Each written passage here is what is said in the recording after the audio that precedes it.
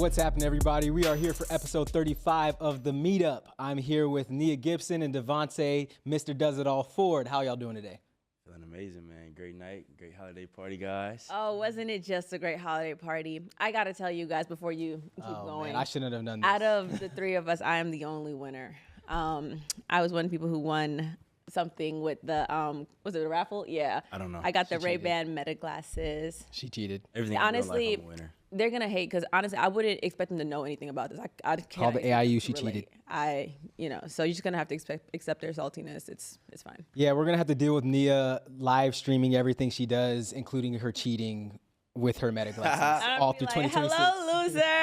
It's going to be terrible. I have my Ray-Ban Meta glasses that y'all just don't have. You guys can't relate. I wouldn't understand. I wouldn't expect y'all to understand. It's just really that simple. So yeah, these are my winnings. You see the pretty bow. And then in other news, Mr. DeVontae Ford took up breakdancing at the holiday party, did he not? Oh, no, I wasn't doing breakdancing. Hector was breakdancing. We got a friend who was out there, y'all, and I'm singing, I'm dancing on the floor, and I look behind me, my homeboy just like spinning like a full Ninjago, like crazy. He was spinning like a Beyblade. No, for real, I'm like, oh, all right, I hate You have to put the video in there. We should have to put the video in there. But before we go into the next part of the meetup, we got two things. One, what we know, you probably noticed there's a little bit of a show change here. We want to give shout out to the people who help us get to this point in the show. But also we want to address that the lineup's going to change for going here from here on out. We're going to have some rotating guests. You have Nia, you have myself, you have DeVontae, you have Johnny. Shout out to Demetra Carter for all that she's done for us in this show up to this point. We love you, Demetra. But we're not going to treat you like second season of Fresh Prince and act like Aunt Viv wasn't switched out without addressing it. That's that. And we're going to keep it moving. And the next thing is we got to ad read because as you see, the meetup is now, this episode of the meetup is sponsored by Wahoo Fitness. And Wahoo. Well, this show is presented by Wahoo Fitness and the Wahoo Kicker Run, a winner of 2025 Runner's World Gear of the Year Awards. The Kicker Run is not your ordinary treadmill. It's a revolutionary rethink of the traditional treadmill. It's engineered to bring the freedom and the form of outdoor running into the home through dynamic pacing, terrain simulation, and unmatched connectivity. Shout out to Wahoo Fitness. We appreciate y'all. So let's get into it. We've got a deep dive as usual. We're going to follow this typical format. And we got, it's not even the indoor track season just now sprinkling and getting started, but we already have some spiciness from last outdoor season. I think everybody knows about it. It's been all over the timelines all week.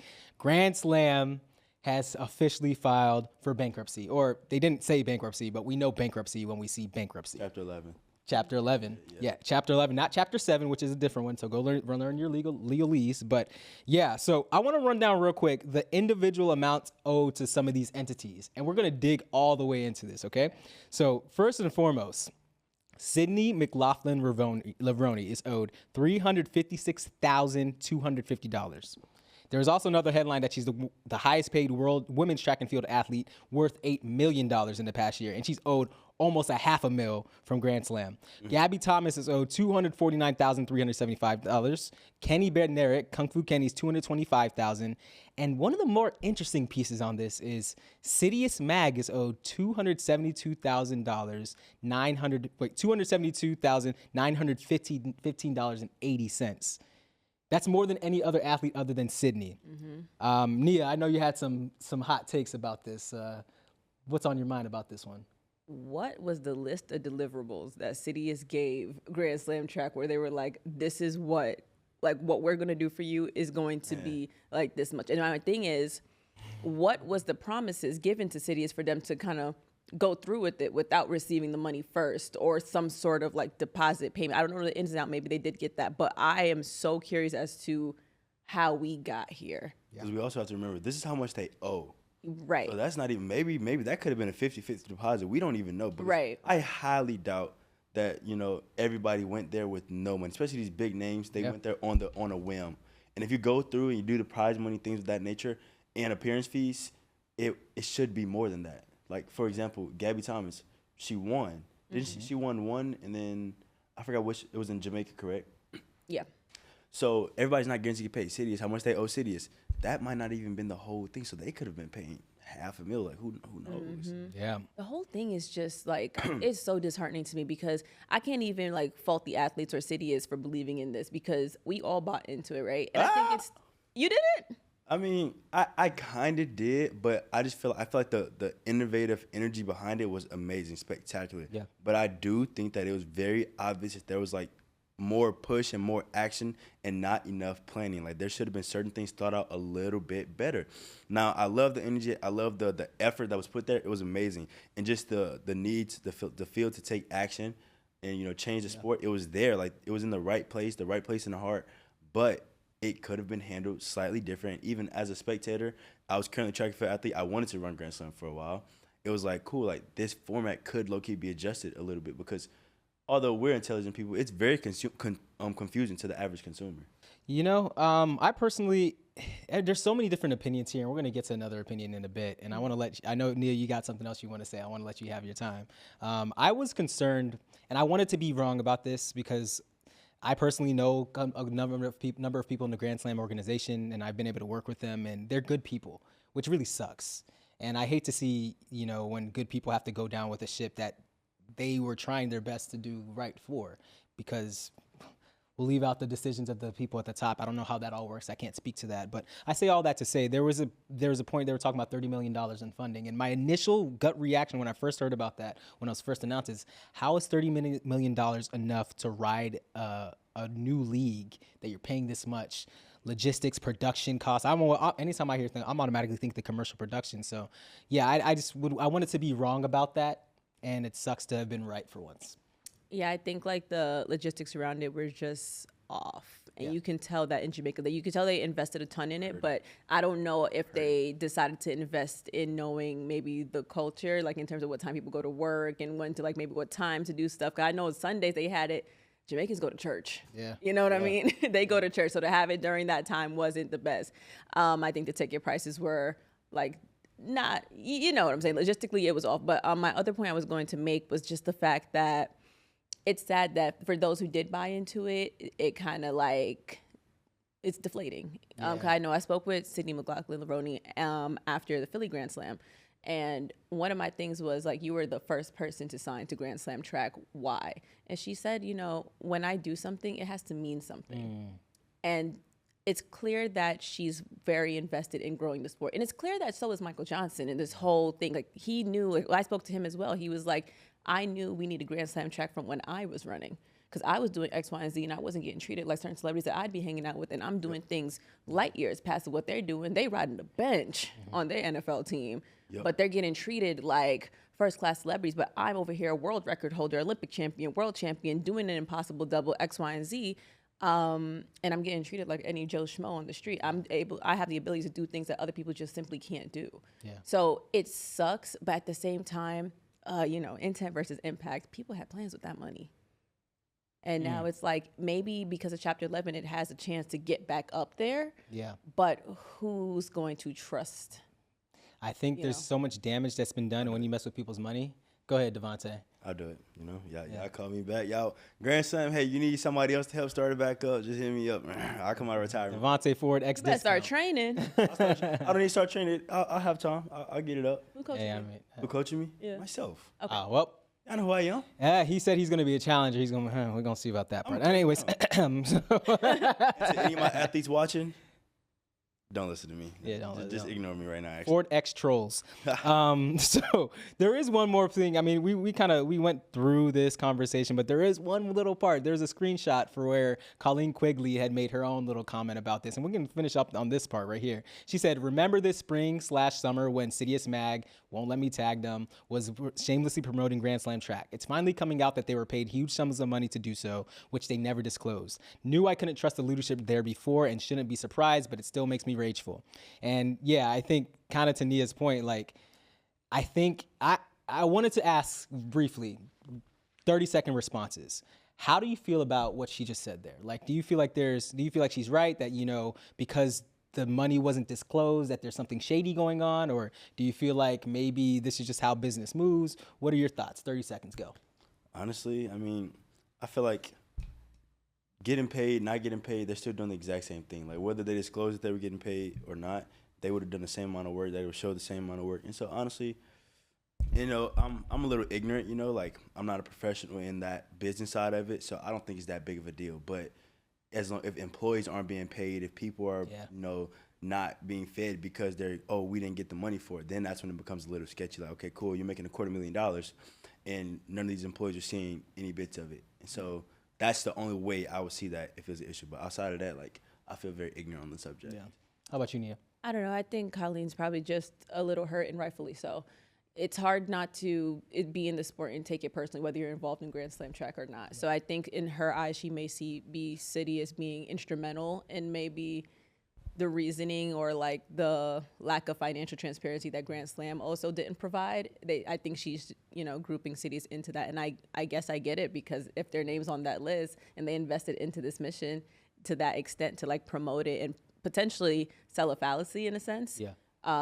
She's probably just disheartened by it. And I think if you're especially that deeply involved in the track and field community and on that level of it and a professional runner, it's hard not to take it personally, because it's something that you love. It's something that you invest in, time, money, blood, sweat, and tears. Yeah. So that's kind of my Hey, for $250,000, I promote Grand Slam all over my page too. I mean, hey. Actually, for 10 bands, I'll promote. It's the You know what I Ford can X do with 10 discounts. bands right now? Yeah, really though. I mean, I think I'd like to tie that up. I really actually I'm kind of in between. I think it's very nuanced. I know what it's like to be owed money. Nigeria. So Nigeria. So I know what it's like to be owed money. I know, but I also I feel like, get your money, Sidious. Like it's a business, and I think at the end of the day, it is almost like business trade secrets to not always say, to disclose how much you make. I don't know personally. I mean, I don't know if I don't know if every media company discloses how much they make from any deal. Yeah, I'm not too sure about that. Yeah, I don't know where to find that. So I think in track and field we're so close to each other. We expect things that aren't expected in industries outside of track and field that we are tangentially related to. If that makes sense. I don't need to disclose how much I make from companies. You see what I'm saying?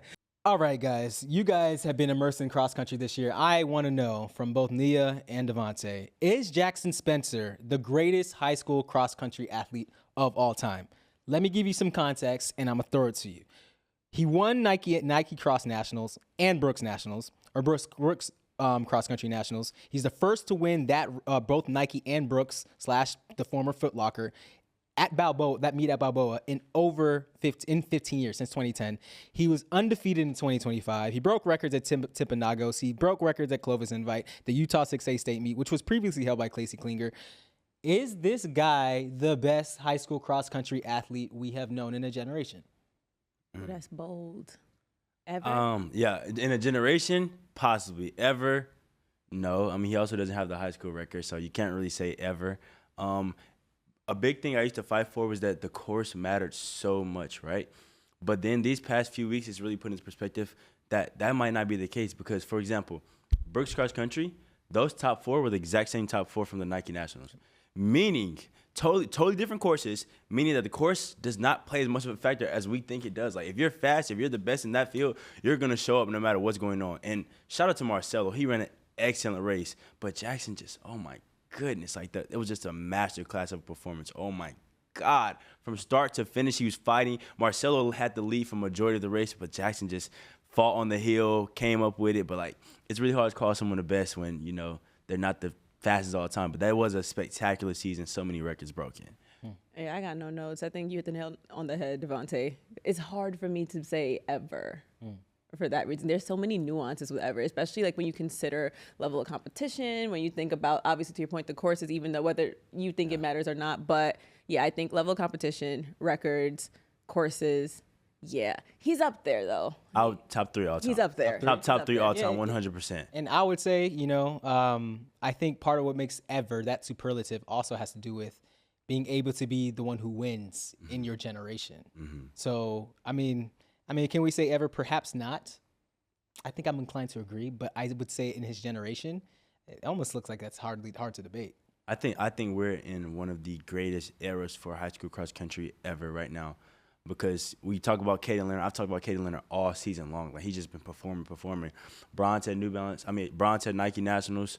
Bronze at Brooks Cross Country Nationals. Like, he's very consistent. He won a state title in UIL. Like, he's been amazing this season. Marcelo, second place, fourth place at Nike. Like, he's just been going amazing. Like we said, Jackson. Like, this is just a great era for high school cross country, and like, that cannot be slept on.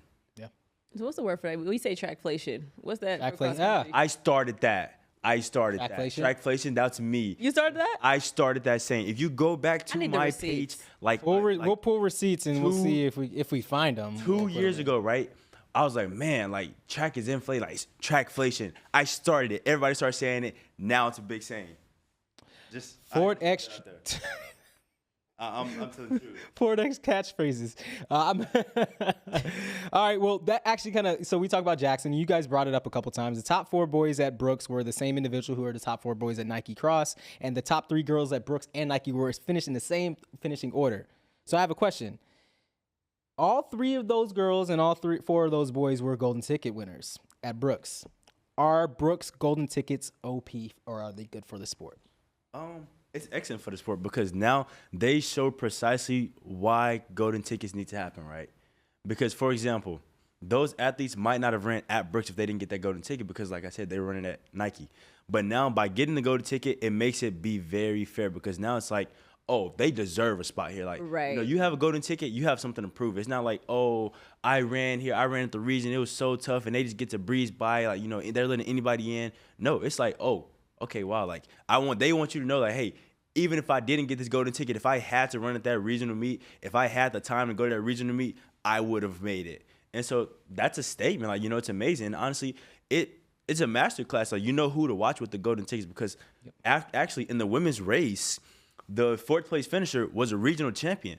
And so, honestly, that's how it should be. The golden ticket winners are the people who are like, hey, you get a bypass. They might be running at Nike. You know, they might have a small injury. Like, any other reason they might not be able to run, but they're deserving of that spot. And then the regional champions right there, you're showing, hey, I'm excellent. I'm still top of the field. I won my region, but I'm going to come up here. I'm going to be the best of the best. And out of the natural qualifiers, I am the best. And so I love the golden ticket. You know, it's amazing. It's an amazing addition to the sport. What do you think, Nia? Yeah, no, the second point I'm definitely going to echo. It'd be different if they flopped. If they came like 37th place, I'd be like, all right, let's figure it out. But I think Brooks really, whatever their formula is in awarding these golden tickets, it works. You're getting the best cross-country runners out there, boys and girls, and they're coming out and showing out. And it's not even just like people that are fast. You're not going to Brooks Cross Country Championships if you're a slouch. You know what I'm saying? If you're there, shout out to you. You know, you're the best. Yeah, you're like you're not going there if you're mid or anything of that sense. You are a really good runner if you are at that meet. But with the golden ticket winners, I think they're good runners, but I also think they're gritty runners. I think they know how to show up. I think the lights are never too bright. So a lot of them have like these fast times. Like fast times, I don't think is the only thing that's going towards what gets these golden tickets. It's also like, who knows how to win? Exactly. Who knows how That's to a great win? point. I know someone mentioned, I forgot who it was, but someone was like, oh, is it kind of unfair that they got golden tickets? They didn't have to run at regionals. They have less races under their legs. But then during that period, they were running at Nike. Yeah. Right. So honestly, you could really argue to say that by having the golden ticket and running at Nike as well, they're more tired and exhausted than the rest of the athletes because they had to go run at a championship level. Like, it's all or nothing on the line twice in a row for them. Their last meet before that was, hey, there's nothing to wait for. This isn't a regional. Like, hey, I either become a national champion today or I'm not. Like, you know, they're not waiting for it. It's not like, cool, let's qualify. No, there is no qualifying. So they had to go and give it their all, then come back to Brooks all the way San Diego and do it again. That's what I'm saying. I would love to know who said that, and I would love to ask them that question now. Yeah. I would love to see that because it also, too, I feel like there's a bit, it's invalid, you know? They didn't get to run this, that, and the third. You have runners who, outside the golden ticket winners, they like to run themselves into shape. Case in point, Nick Mazzeo.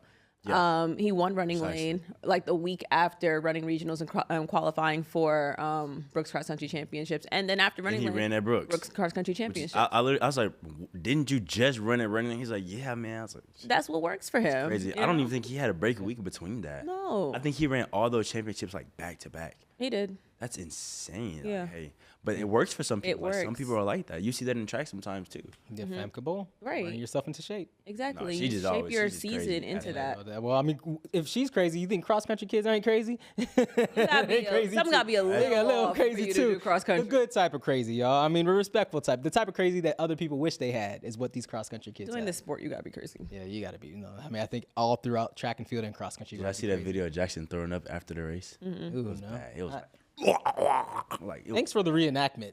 sorry. Love and the was sounds. Excellent. Smart. Excellent. Ford X reenactments. Right into the mic. Right into the mic.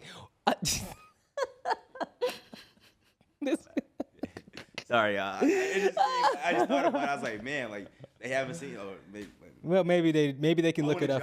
I wanted you guys to understand like how bad it was. Like, They could go look it up for themselves. straight. Yeah. Okay. So and next we have what's hot. So let's talk about it. You've probably seen it on the timeline. Diadora is offering They're offering 40 bands to any high school boy or girl who beats on the boys' side 4 minutes in the mile, or 4:35 for the girls. There's a catch. Okay. You have to be wearing the new Diadora Mezzofondo spike in order to be eligible. There are also that specific spike. The same spike that you see our boy Marco Langen in there who dropped 2 PRs this summer. So let's talk about it. I love it. I love it. I love it. I love it. I mean, to your point, what a better way to promote that shoe. Yeah. I think a lot of the time, sometimes people are like, oh, Diadora is nice. I wonder where they've been. They've been around. Like my favorite thing to talk about is like they used to be popping in the 80s. My mom talks about Diadora all the time. I know they sponsored Ben Johnson when he was like in his like reign. I mean, obviously pre-drugs. But yeah. Yeah, but I think what a way to like make sure on the U.S. market, especially within the youth, they have it. I think, honestly speaking, when you talk about youth, high school, I think they are the holders of fads, holders of like the new trends. So now imagine these Diadora spikes now turn into like, these are the PR spikes. To your point, Marco PR'd in those 2 different times. So now it's kind of like, if you were going to wear a shoe to do it, why not this? Gotta be the shoes. Gotta be the shoes. 40 bands. Do you know what I would do with 40 bands? I don't think I want to know. You guys know what I would do with $40,000? I'm not going to lie. I might go forge a birth certificate back there right now to say I was born in 2008, all right?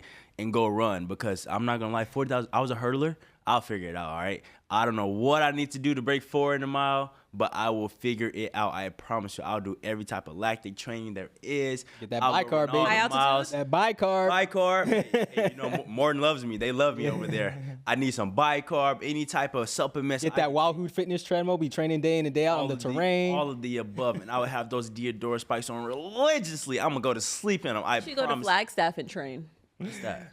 Flagstaff, Arizona. It's like he's high gonna learn. altitude training. Oh, no, I'll go to Lubbock, my roots, where I'm loved, all right? That's altitude as well. Oh, is it high altitude over there? It is. It ain't Flagstaff altitude. Yeah, Actually, okay, Flagstaff's cool. I'll crazy. just go to New Mexico. It is. Okay, fair. Okay, fair enough. Okay, so yeah, like now, of course, I actually had the opportunity to speak with both Ryan of Diadora, the CMO of Diadora USA, and Ben of Marathon, the president of Marathon Sports, the 2 entities who are putting this opportunity together. And they clarified a couple things for me. And I want you guys to be able to hear it from their own mouths about what you have to do in order to be eligible for this opportunity. I mean, it's pretty simple, really. It's grab a pair of Mezzofondos, run fast on the track, break 4 minutes or 4:35, and if you're the first one to do it, you know, we'll find you. I think it's or find us. It's not hard. You hit us up in our DMs or Marathon Sports, and we'll get connected. Yeah, there's a web page that we have on marathonsports.com that kind of lists all of the nuances of the program, but it's pretty. We did not make it overly tight. We want someone to achieve this. All right, so you heard it there first. Number one thing to take away here. So before you go blowing us up on our timeline, do your reading, do your research. You can win 40 bands, but you got to be wearing those Mezzofondos, and there's also fine print to read on the Marathon Sports website. Don't come into our comment section or into our DMs talking about, I did 359, but you're wearing another brand spikes, okay? Okay, capiche? You know they're Italian. I love when y'all come comment on our posts, no matter what it is. No, comment on our posts, but also do your research. All right, so I know you guys have seen it. Athing Mo Nikolaev left Bobby Kersey and is now in the great state of Texas. Oh yeah. Where did this come from? Oh, man. She wants to be a bigger star, man. You know what they say, everything's bigger in Texas, so maybe she's gonna be a bigger star down here. Biggest star on the Lone Star. I mean, hey. Oh, or that. I mean, back to her roots. Why not? She went to Texas A&M, but I'm really interested in this move, and I really want to know what's next. I did read that it was also like a move, like just like her and her husband. I guess happiness matters, your personal life matters outside of track. But yeah, I really wonder what's next, who she's going to train with, and how this is going to translate into her running. It feels like she was 100% on the upward trajectory last outdoor season, but it's just like she was just behind the curve as she was improving. Like, I think where she was at USA's is where she probably should have been in like May.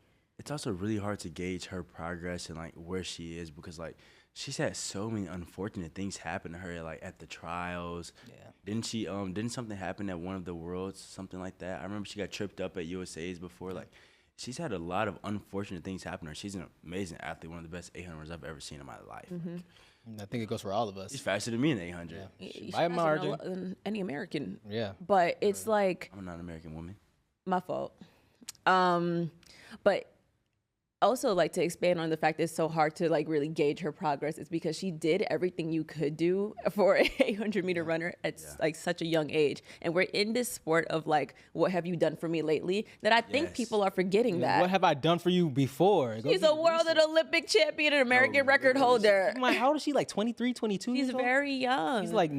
She's not old out in these streets. So. NCAA national champion multiple time. Like, it's one of those things. Why are we forgetting what's going on? Also, why are we forgetting how young she is? Yeah, and honestly, I think the coolest part about it is, regardless of where her career trajectory goes, let's look where it's been. And she's, as you said, she's done basically everything in the sport. She's in a unique position to have achieved so much in this sport at a younger age, especially in the half mile, that if she did decide to retire next year, just not saying she is, but even if she did, let her live her life in her 20s. How many people get to retire from the sport in their early 20s and still have the rest of their life without being so beat up to live it out? She won Tokyo, correct? I can check for you right now. She won, because she didn't win Paris. She won Tokyo. Mm-hmm. Tokyo was in the 4x4 4 years ago. Yeah. She's 23 now. Before, yeah. She's 23 now. Yeah. So she was 19, She's 20. basically just graduated college. That's crazy. Essentially. I looked it up when the camera was cut off of me, guys. She's 23, though. That's crazy. It's nuts. It's nuts. Yeah. Yeah. I think, Mo, you are one of the greatest. I think, Mo Nikolaev, put some respect on it. You are one of the greatest track and field athletes of all time. Whatever you decide to do, we, at least me, will be behind you. You can speak. You can speak for me too. You ain't got nothing to prove to none of these people out here. You've done what you got to do. You're 23 years old. Like, if you decide to keep going for another 10 years, great. If you decide to be done for in another 10 months, great. Live your life, girl. I'm proud of you.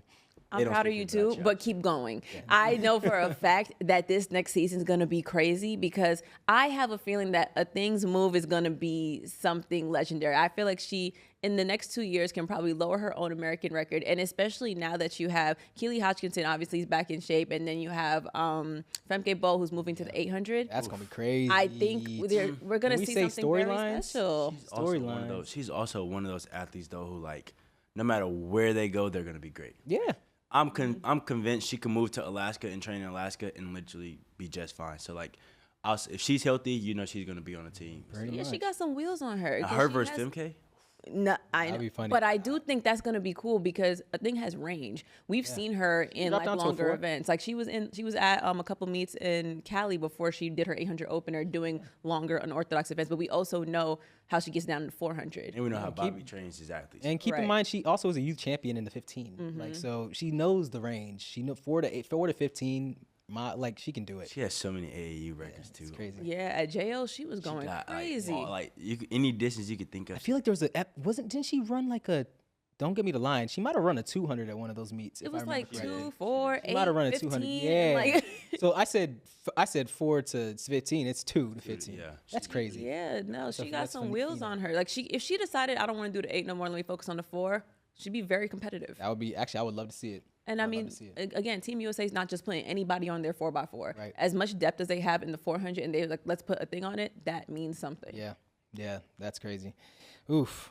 Can't wait to see what happens. 2026 is going to be interesting. I'm trying to see her in World Ultimates, bro. Oh, interesting. All right. So we have we've gotten updates that World Athletics has done what they should have done beforehand. They are officially reevaluating their end of year award nomination process. I mean, I think just saying that is the headline of the discussion in and of itself. But yeah. do that. Yeah. It's time. I mean, we beat the dead horse. We beat the dead horse left, right, front, center. We already know that MJW was snubbed. We already know that, whatever the criteria they were looking at was missing the criteria of what the people believe should be the athlete of the year. Because I truly think any superlative title should be of the people who elect it, not the organizations who is awarding it, personally. I beg to differ. I think the organization, I think the people should get a certain vote, but also a lot of people and like average viewers, they vote off of emotions. Like, It's a popularity contest. Exactly. So you can't go off of people's vote. I do like the committee voting. Now, I do think maybe like you should include coaches, maybe elite athletes, like things of that nature, but like it should be revamped. I mean, I hear that, but what I disagree with is like, I don't like the centralizedness of it. If there's not transparency of all these things, and maybe there is, maybe I need to do more research, so don't flame me up. But like, I think if there's full blown transparency and how the committee, the selection process, all of these things, and they're not questions. And these questions, by the way, if this information is out there, that's great. But can we see this information alongside the actual award that you're posting on your social media? Because that's where 99% of the people who are going to consume this are going to see it. Like, if you are as transparent about how the community makes its decisions, then yes, leave it to the committee. But if there's any type of opaqueness about how these decisions are being made, I think that the onus is on the federation or the organizing committee to figure that out. Were you going to say something? No. I mean, Yeah, no, I just think it's such a flawed process. And I have these issues in a lot of sports. I feel the same way about how they vote for All-Star in the NBA. We're going to other sports now. Oh my God, it compares. They're connective tissues. Oh my God, don't invite him on the show again. Oh, no. Bye-bye. I got a really nice comment from someone the other day. It's like, yeah, I love seeing you on the show, man. You're just like such a bundle of joy. I was like, wow. But he's also, as we were talking about roses and thorns the other night at Friends Miss, the thorn in Nia's side Yeah. looks like a DeVontae Ford. Yeah. But we all love each other here, and I think you guys love us too. So last thing, we're going to wrap this up. Nia, you have your best moments of the year. Yes, guys, you know I love being right. It is my favorite thing. I love it when I'm right. So my favorite moment of the year is when in World Championships, I predicted that Botswana was going to win the 4x4, and I got flamed in the comments. Let's see this video. That's all I'm saying. They're gonna have a battery in their bag between first place in the 4, third place in the 4, and win Tobago medals in that too. They're gonna have a battery in their bag. Yeah. That 4x4 is gonna be something special, and I'm gonna put it in, lock it in. I think Botswana got the gold. Well, Nia Gibson called it, and none of us are going to hear the rest of it, or we're going to hear the rest of it forever. So endeavor. Because, okay, you know what I think people didn't like is that in the beginning, I think it was cut out when I said, what is Team USA fans going to do when they don't win the 4x4? I don't think they like that. And maybe that's why I got, some shots. But it's like, bro. But the crazy thing is USA fans could say that about any other country in the school. Well, on that note. And on that bombshell. No, but really, though. I mean, y'all know I love Team USA. I'm definitely Team Jamaica before Team USA. But yeah, I had to call that one. I had to call it how I called it. Botswana was going crazy. South Africa was going crazy in sprints period. Yeah, it was nuts. That was fun to watch. We talked about that on Heat Check about how Kebanachipi was he was charged up after that 400 win. Yeah. And there was no way they were gonna let that one go, especially if Letsile was disappointed too. Yeah. No surprise. I don't know about your bubble, but yeah, I predicted that too. We actually put it in the whole show. Well, you should have put it in this one. No, it's in the show. We got a show too, but we're gonna let Nia have hers. Yeah, let me have this. Let her have hers. But I think also too, before you guys end it, I think this is gonna show a lot about Africans' relevancy in the sprints, not just in the distance, because Nigeria, South Africa, Botswana, they were all going crazy from Toby in the hurdles, obviously Botswana all over the 4, the 4x4. Yep. I mean, hey. Look, and I mean, I'm gonna give a shout out to as a triple jumper. I know he wasn't competing at the highest level. Well, how can you compete at Worlds and not say it's the highest level? Let me rephrase that. He probably didn't have the best showing at Worlds, but he was for Fabrice Sango from Burkina Faso, triple jump. We got field event athletes too. Don't sleep on Africa. All right. This has been another episode of The Meetup. Follow us on all the places. Catch up on all the episodes. We love y'all. Thanks for tuning in.